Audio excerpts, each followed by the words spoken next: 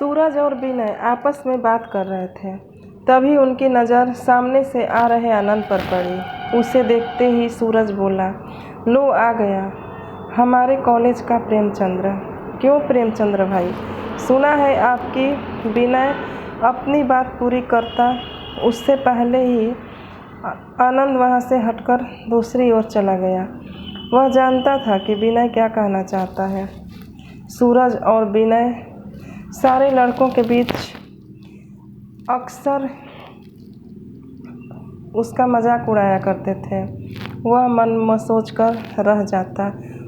बुझे दिल से वह कॉलेज के पार्क में जाकर बैठ गया।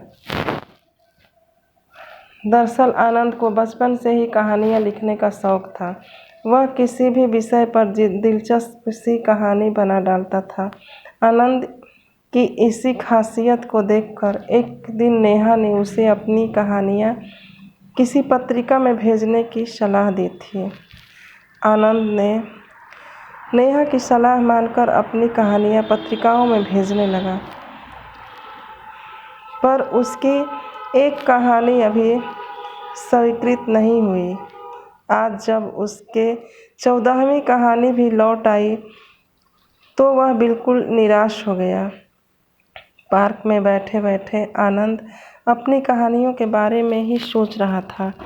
तभी नेहा वहां आ पहुंची।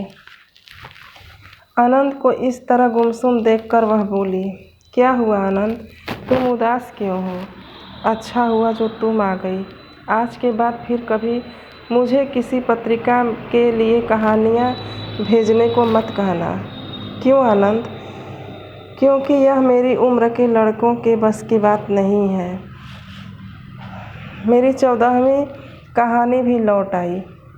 कहानियाँ लिखना छोड़कर अब मैं अपनी पढ़ाई पर ध्यान दूंगा। असफलता की एक हद होती है। इन कहानियों के कारण घर में मम्मी पापा की डांट सुननी पड़ती है। कॉलेज में सब मेरा मजाक उड़ाते हैं।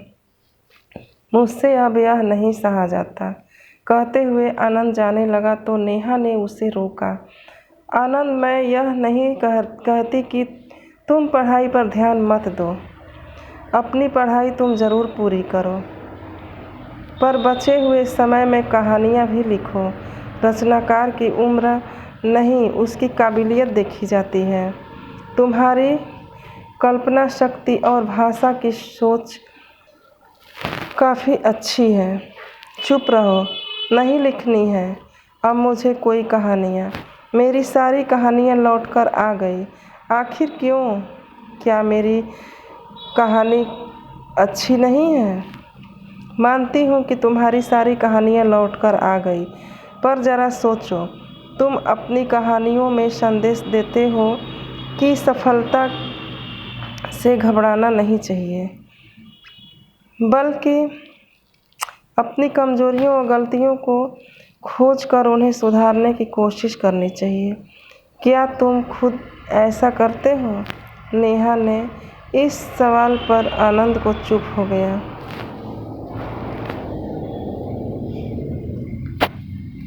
नेहा के इस सवाल पर आनंद चुप हो गया।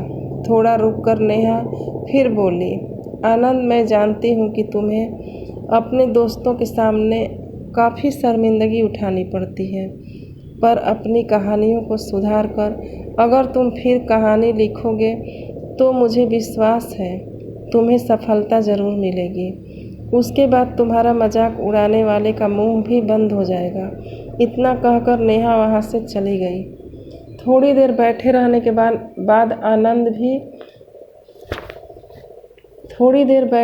के बाद आनंद भी अपने घर की ओर चल पड़ा। अगले दिन आनंद कॉलेज आया। उसे देखते ही सूरज अपने पुराने अंदाज में बोला, लो आ गया अपने कॉलेज का महान रचनाकार। चलो उससे कुछ शिक्षा लेते हैं।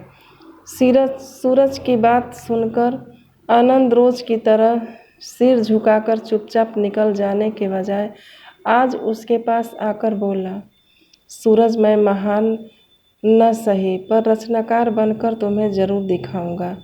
यह मेरा वादा है।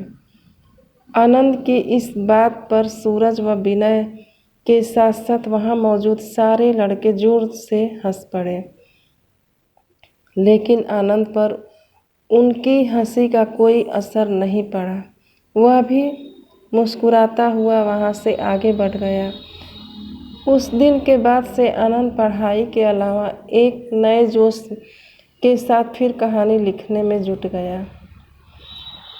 उसने सौतेली माँ व बेटी की कहानी को अपने शब्दों में इस तरह सजा कर पेश किया कि पत्रिका के संपादक का दिल खुश हो गया।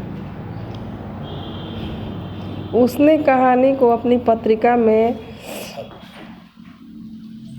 चुन लिया। कुछ दिन बाद यह कहानी पत्रिका में प्रकाशित हुई तो सूरज और विनय हैरानी से एक दूसरे का मुंह देखने लगे।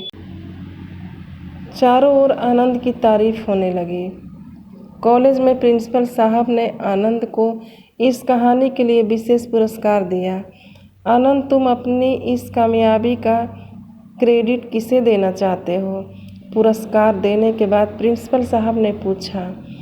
आनंद तपाक से बोला, सर, असल में मेरी इस कामयाबी के पीछे सबसे बड़ा हाथ नेहा का है। मैंने तो असफलता से तंग आकर उम्मीद ही छोड़ दी थी, पर नेहा ने मेरे गिरते हुए मनोबल को सहारा दिया। उसने बताया कि असफलता ही इंसान को अपनी गलती सुधारने का मौका देती है। उसका हौसला अफजाई से ही आज मैं इस मुकाम तक पहुंचा हूं। कई कहानियां वापस आने के बाद आनंद हताश हो बैठा था। दोस्त उसे चिढ़ाते सो अलग, पर फिर नेहा ने उसे क्या प्रेरणा दी कि उसने अपनी असफलता को सफलता में बदल दिया। अगर मेरी कहानी आपको अच्छी लगे तो चैनल को सब्सक्राइब करें और शेयर करें। मिलते हैं अगली कहानी में।